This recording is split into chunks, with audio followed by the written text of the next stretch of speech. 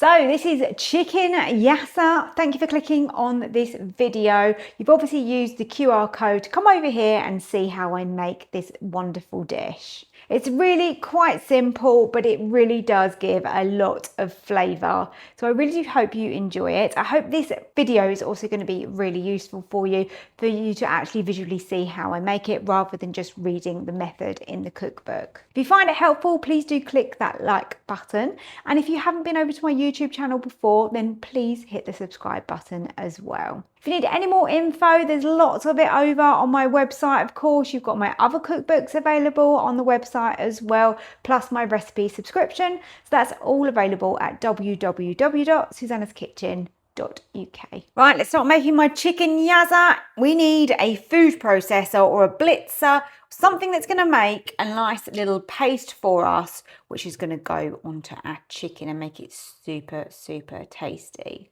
So we want to start with our onion or shallot. So I'm going to be using 3 shallots in this. If you want to swap that out for onions, that's fine. So we want 2 that are going to be thinly sliced. So we don't need those for now. And then we've got this one, which is going to be chopped. And that's going to be going in our little whizzer here. So give this a little peel. This dish is nice and easy, just a little bit of prep, not too much at all. Beautiful flavours, this one. This is from Senegal. It's one of the favourite dishes out there, apparently. I've not been, but it's somewhere I would like to go. So when you've peeled that shallot, all I'm going to do is just give it a little rough chop. Pop that in there. Little rough chop. Pop it in there. Whoops. Knocking it over. There you go. So that's my onion in. And then we're going to want 3 garlic cloves, and you're going to want to peel those. So just top and tail, and then take off that skin. Same for all 3 of those, and then they go in the pot. Next up is half a pepper. I had a red one. I don't think it really makes too much difference. If you want to use a green one, then you can use a green one. And I'm only chopping this up just because it's going to be a little bit easier to then blitz it all together. Like a thumb-sized piece, basically. Just getting all that woody bit off the outside. Okay, so do the same with this. Let's just give that a little chop. And then that goes into there as well. Now, the amount of chilli in this that you use is up to you. You can use a Scotch bonnet chilli in this, absolutely no problem. Or you can just use some chilli flakes and add as much or as little as you like, because obviously it's you that's going to be eating it.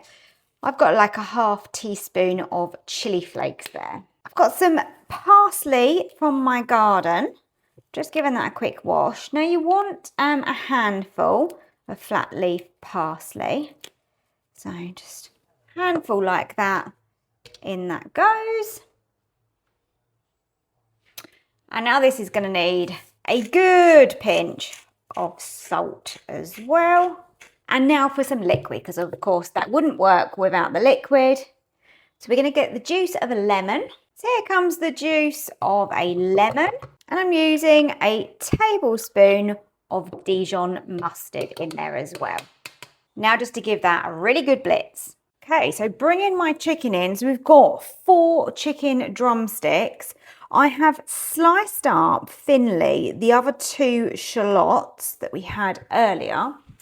And now that my marinade is all blitzed up, we're going to pour that over the top. And that smells really, really good, as you can imagine. So now what you want to do is either leave this overnight, or you can most definitely just leave it for a few hours, but you do want to marinate this meat. It is going to make all the difference and make this super, super tasty. So that is all I'm going to do now. Cover it with cling film, pop it in the fridge, and I'll be back when I'm ready to cook.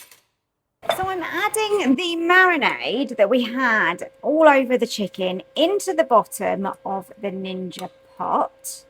Got last few bits to add to it. I'm going to be adding a bay leaf into here. A couple of tablespoons of red wine vinegar.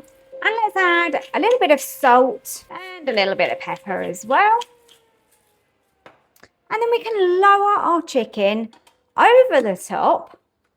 So the chicken's come straight out of the marinade, and now we're going to go on to bake.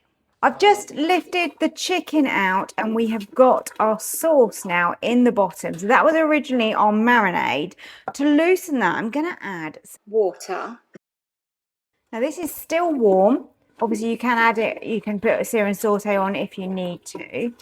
But just literally get this to the right consistency.